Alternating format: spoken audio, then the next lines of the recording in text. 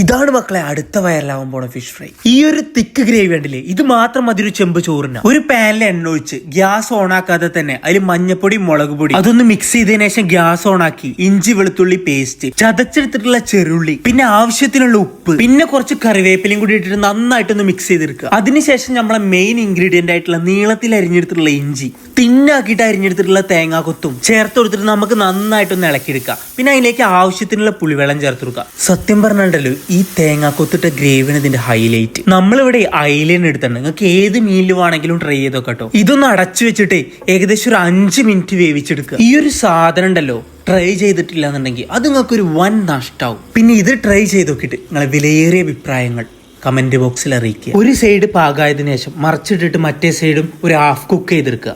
Full cook ചെയ്യണ്ട, half cook ചെയ്തെടുക്കുക. പിന്നെ അതൊന്ന് അടച്ചു വെച്ചിട്ട് ഒരു 10 മിനിറ്റാണ് കഴിഞ്ഞ് തുറന്നാണ്ടല്ലോ, എൻ്റെ മക്കളെ അതിനൊരു സ്മെല്ല് വരാണ്ട്. ഞാൻ ഉണ്ടാക്കിയ ഫുഡേ ഞാൻ തന്നെ ടേസ്റ്റ് ചെയ്ത് റിവ്യൂ പറയണല്ലേ ഏറ്റവും നല്ലത്. കണ്ടില്ല എന്ന് പറയട്ടെ, ഈ തേങ്ങ കൊത്ത് കൂട്ടിയിട്ട് ഇങ്ങനെ പിടിച്ചാണ്ടല്ലോ,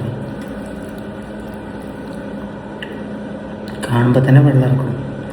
തേങ്ങാക്കൊത്ത് ഇങ്ങനെ പിടിച്ചിട്ടേ, തേങ്ങാക്കൊത്തും കൂട്ടിയിട്ട് ഇങ്ങനെ പിടിച്ച